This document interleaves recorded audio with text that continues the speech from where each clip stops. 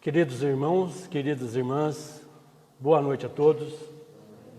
Sejam todos muito bem-vindos e aos que nos acompanham pelas mídias sociais, se quiserem, puderem, colocar uma vasilha com água para ser fluidificada um instante a este. Façamos uma prece, elevando nosso pensamento até Deus, até Jesus, aos nossos benfeitores, para que eles nos guiem, nos iluminem, nos protejam e que nessa noite possamos ser bem conduzidos para o nosso estudo e que possamos aprender um pouco mais. E quando sairmos melhorados, podermos agradecer. Estejamos com Deus, porque Ele está sempre conosco e em nós. Que assim seja. Bem, o estudo de hoje é a mensagem evangélica contida no capítulo 5 do Evangelho segundo o Espiritismo, e é Bem-aventurados os aflitos. Nós vamos nos fixar no item 21, que é perdas de pessoas amadas, de entes queridos.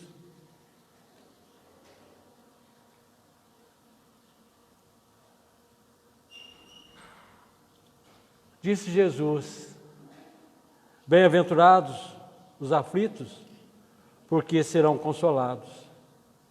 Esse foi no Sermão do Monte. Nós perguntamos: quem são os aflitos? Somos todos nós que estamos nesse planeta de provas e expiações, no rumo de regeneração. Tenhamos esperanças. Aflito é o mendigo necessitado de uma migalha de pão.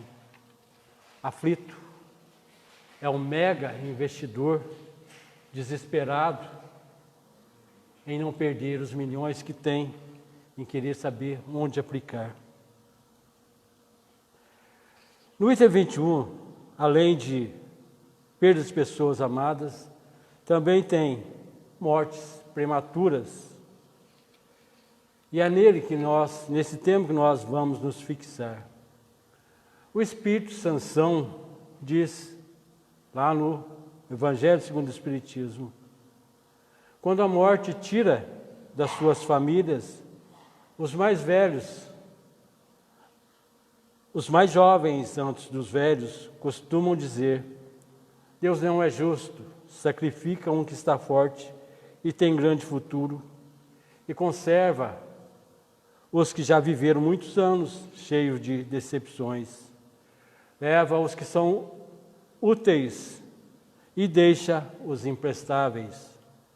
Despedaça o coração de uma mãe, tirando-lhe, inocente criatura, que era toda a sua alegria. Richard Simonetti comenta que estabelecêssemos uma gradação para as dores morais que afligem os seres humanos, certamente a mais intensa, a mais angustiante seria a da mãe que vê um filho partir nos verdes anos. A grande consolação está na certeza de que Deus sabe o que faz. A grande maioria de nós ainda não temos essa convicção. Continua Sansão: é nesse ponto que precisam elevarem-se acima do terra-terra da vida para compreender que o bem, muitas vezes, está onde julgam ver o mal, a sábia previdência onde pensam estar a cega fatalidade do destino. Por que avaliar a justiça divina pela de vocês? Podem supor que o Senhor dos mundos se aplique por mero capricho a infligir penas cruéis? Nada se faz sem um fim inteligente, e seja o que for que aconteça, tudo tem a sua razão de ser. Se estudassem melhor as dores que vos acontecem, nelas encontrariam sempre a razão divina, razão regeneradora, e os vossos miseráveis interesses se tornariam de secundária consideração, que seriam levados para o último plano. Nós tivemos recentemente, isso é, na semana passada, na imprensa e nas redes sociais, a notícia de que uma cantora famosa sofreu um acidente. E no mesmo avião foram mais 4 pessoas. Isso nós temos certeza que foi um desencarne coletivo, uma morte coletiva, mas também temos a certeza de que foram mortes precoces, mortes prematuras. Nós imaginamos, as pessoas saem para fazer uma viagem. Vão viajar tranquilos, bonitos, com as malas, e depois nós as recebemos, só os corpos, para serem velados. Isso aí nós achamos que a justiça divina falhou, mas se nós entendermos, a justiça divina não falha. Aquilo lá estava para ser acontecido. Creiam, a morte é preferível numa encarnação de 20 anos a esses vergonhosos desregramentos que afligem famílias respeitáveis, dilaceram corações de mães e fazem que antes do tempo embranqueçam os cabelos dos pais. Frequentemente, a morte prematura é um grande benefício que Deus concede àquele que se vai e que assim se preserva das misérias da vida ou das seduções que talvez lhe acarretassem a perda. Não é vítima da fatalidade aquele que morre na flor dos anos. É que Deus julga. Não convir que ele permaneça por mais tempo na terra. Existem casos de desencarnação que nós chamamos prematuros, mas é preferível a uma perda da reencarnação. É preferível que haja essa desencarnação que toda a reencarnação seja perdida. A sabedoria divina acha por bem que o espírito saia dessa encarnação e recomece numa outra, com mais chances de cumprir o que foi determinado. Dizem que é desesperador ver cortado o fio de uma vida tão cheia de esperanças. De que esperanças falam? Das da terra? Onde o liberto poderia brilhar, abrir caminho e enriquecer? Sempre essa visão estreita, incapaz de elevar-se acima da matéria. Saibam qual teria sido a sorte dessa vida? Ao vosso parecer, tão cheia de esperanças, quem vos diz que ela não seria saturada de amarguras? Desdenham, então, das esperanças da vida futura, ao ponto de lhe preferirem as da vida efêmera que arrastais da terra? Supõem que mais vale uma posição elevada entre os homens do que entre os espíritos bem-aventurados? Em vez de se queixarem, alegrem-se quando é melhor a Deus retirar deste vale de misérias um de seus filhos. Não será egoísmo desejarem que ele aí continuasse para sofrer convosco? Essa dor se dá naquele que precisa de fé e que vê na morte uma separação eterna. A alma vive melhor quando desembaraçada do seu invólucro corpóreo. Mães, saibam que seus filhos bem-amados estão perto de vós. Sim, estão muito perto, seus corpos fluídicos vos envolvem, seus pensamentos vos protegem. A lembrança que deles guardam os voos da alegria, mas também as suas dores sem razão os afligem, porque mostram falta de fé e exprimem uma revolta contra a vontade de Deus. Vocês que compreendem a vida espiritual, escutem as pulsações do seu coração a chamar estes entes queridos, estes entes bem-amados, e se pedirem a Deus que os abençoe, em vós sentireis fortes consolações. Dessas que secam as lágrimas, sentirão as aspirações grandiosas que vão mostrar o futuro que o soberano Senhor prometeu. A vida na carne tem um prazo estipulado pelos benfeitores e pelo reencarnante. E a morte prematura não é uma fatalidade, é um desígnio de Deus, que preserva das misérias da vida ou das seduções que poderiam acarretar uma perda da reencarnação. Indagamos: por que fez isso comigo? O que fiz para merecer esse castigo?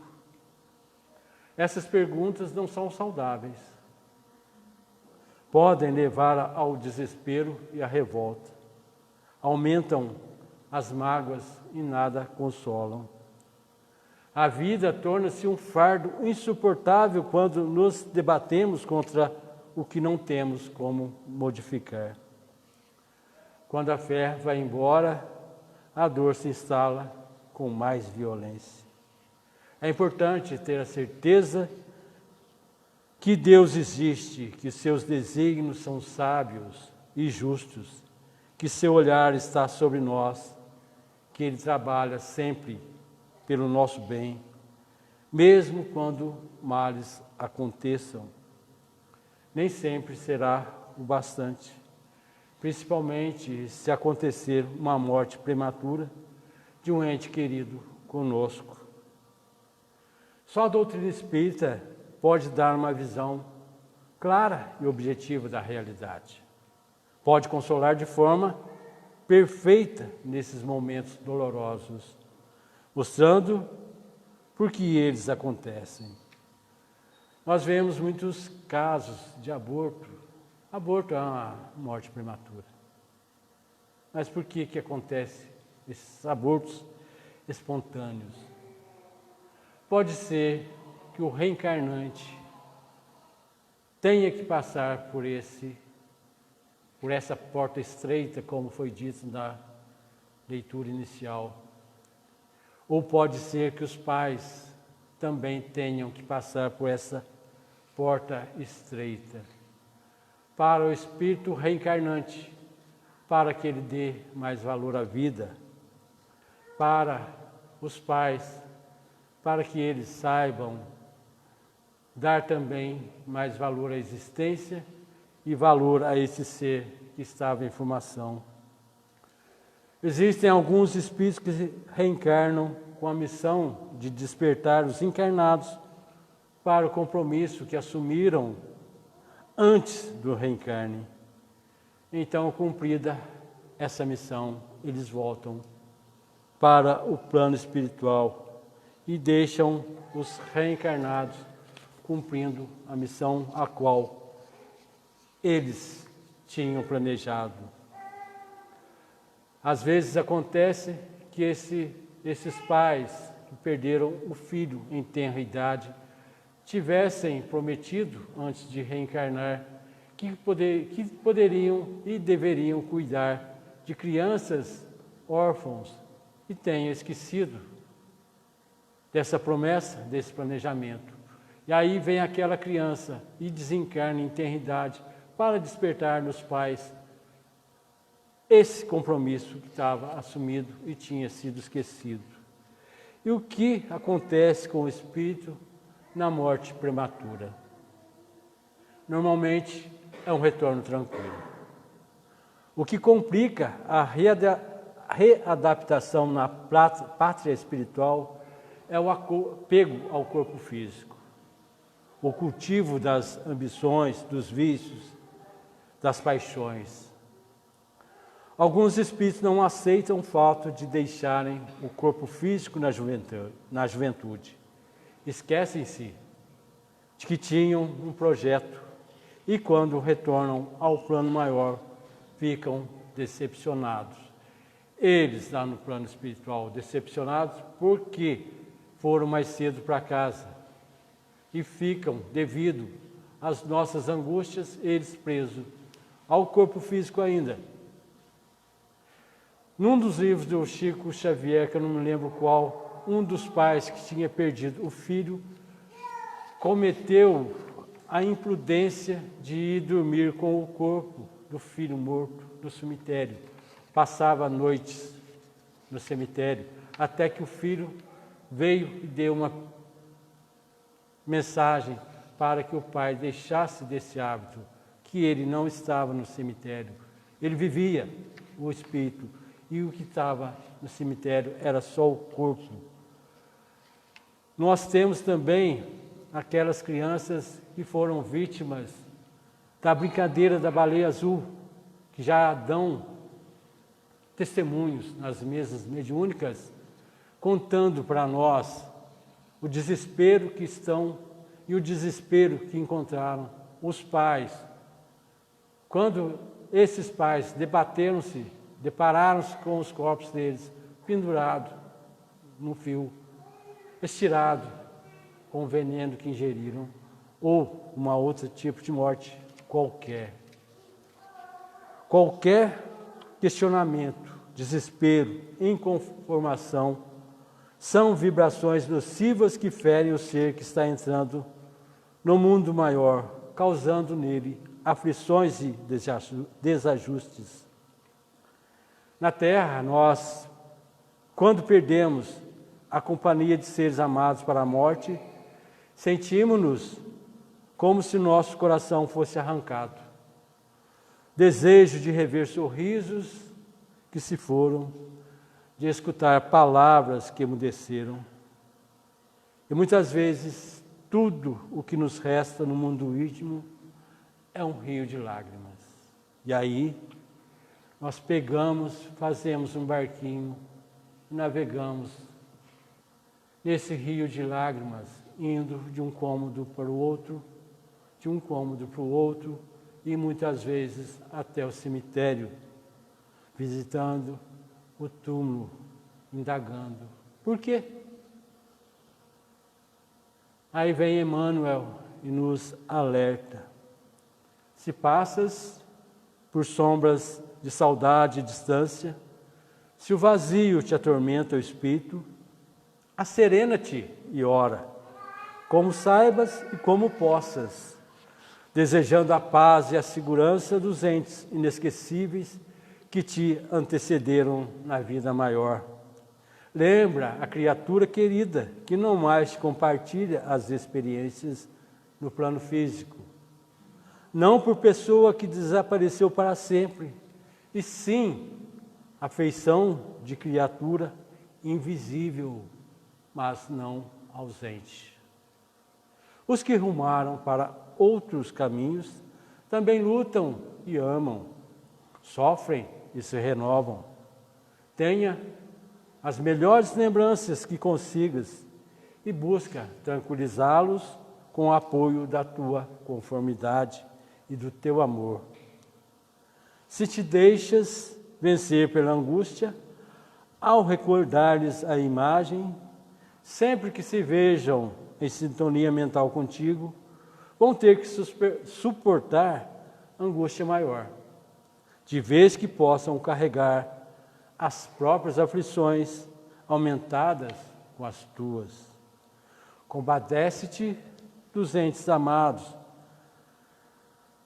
que voltaram nessa viagem mais cedo. Chora quando não possas evitar o pranto. No entanto, converte quanto possível as próprias lágrimas em bênçãos de trabalho e preces de esperança, porque todos eles te ouvem, o coração na vida maior, a fim de se reunirem contigo para o reencontro no trabalho do próprio aperfeiçoamento, à procura do amor sem a Deus. Eles todos te ouvem. Diz Herculano Pires, os nossos mortos amados necessitam de nossos bons pensamentos, de nossas preces, mas não do nosso desespero, que só serve para fazê-los sofrer. E aí, Leon Denis emenda, estamos todos na Terra para uma breve experiência de vida material, mas a nossa vida verdadeira é a espiritual. Os que partem antes de nós concluíram a sua tarefa e estão livres dos tormentos da vida terrena, mas como nos amam, continuam ligados a nós pelo pensamento, pelo sentimento, pelo amor que nos dedicam.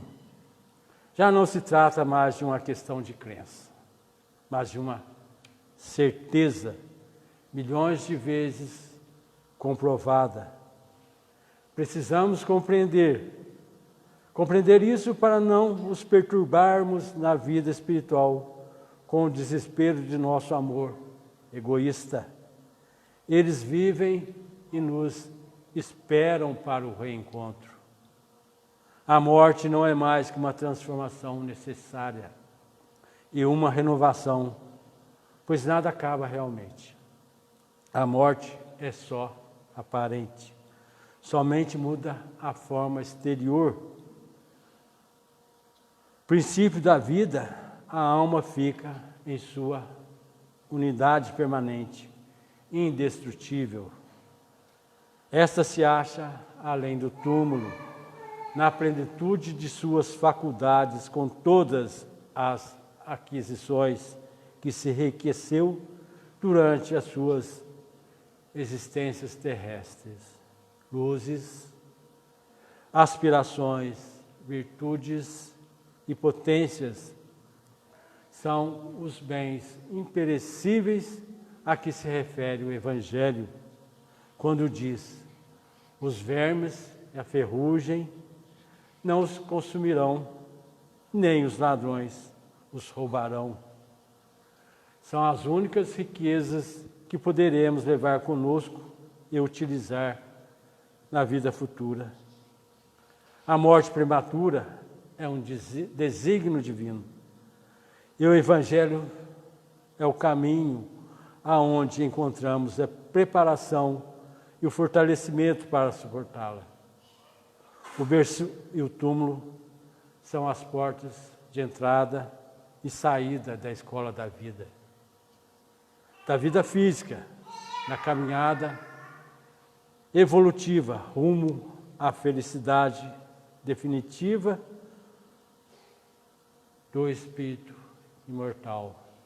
Nossos mortos vivem. Respeitemos, homenageando-os através da bênção da caridade dirigida aos outros, diante dos entes queridos mortos. Recordemos Maria de Magdala, Maria Madalena, que estava aflita, e Jesus surgiu, tinha triunfante diante dela depois da morte, mostrando para todos nós que a morte não existe. Enquanto Maria de Magdala estava aflita, Jesus mostrou-se para ela tranquilo, provando que a morte não existe. Deus nos dá muitas oportunidades para prosseguirmos em busca de nossa evolução. Mas nesse caminho, em razão de nossas opções, ainda muitas vezes, pela dor, teremos uma colheita quase sempre regada de lágrimas. Tenhamos em mente que após a tempestade, o sol da esperança sempre vem. As pessoas que se amam jamais se perdem. Quando nós temos um dos entes queridos que partiram, nós dizemos que perdemos, mas nós não perdemos. Os que se amam jamais se perdem. Diante de uma dor dessas, ninguém sai do mesmo tamanho. Ou sai maior, ou sai menor. Nós, muitas vezes, nós ficamos cultivando a ausência daquele que se foi e esquecemos da presença daqueles que estão conosco. A ausência não pode ser maior que a presença. Cultivemos a presença dos que estão conosco. Muitos jovens morreram em mortes coletivas. Por exemplo, na Boate Kiss. Muitos foram para se divertir. E agora, até hoje, as famílias ainda reclamam por essas presenças. Muitos jovens morreram no desastre do avião que transportava um time de futebol, a Chapecoense. Muitas famílias ainda esperam aqueles jovens. Eles não vão voltar em seus corpos físicos. Esses jovens que tiveram a morte prematura, muitos pediram por isso, imploraram até. Cabe a nós orarmos por eles, pedir ao Pai que a esses espíritos sejam dados o conforto necessário e as famílias que, entre aspas, dizem que perderam, não os perderam. Eles estão em outro plano, mas vivos. Todos esses jovens, todas as pessoas, jovens que partem antes, elas partem em busca da vida maior, do caminho maior. Voltam mais cedo para casa, para o lar. Já passaram aqui na terra, aqui no plano físico, o aprendizado necessário. E também as famílias também passaram por esse aprendizado necessário. E assim, meus irmãos, eu agradeço a atenção de todos. E agora, aquelas pessoas que estão em casa, que ainda não colocaram a vasilha com água para ser fluidificada, no instante é esse, já com o pensamento elevado ao alto, até Deus, até Jesus, até os nossos mentores, nossos anjos guardiões. Elevemos uma prece de agradecimento. E junto com essa prece de agradecimento, elevemos também o nosso pedido a Deus, nosso Pai, para que Ele ampare e console as famílias que tiveram os jovens partindo mais cedo para casa, e que também console estes jovens que chegaram em casa mais cedo, depois de terem cumprido aqui na terra os seus compromissos assumidos. Então, Pai, devidamente agradecidos, pedimos que nos reconduzam aos nossos lares, para que possamos, na paz que nos concede, podermos fazer as orações necessárias. Esteja conosco, Senhor, agora e sempre. Que assim seja.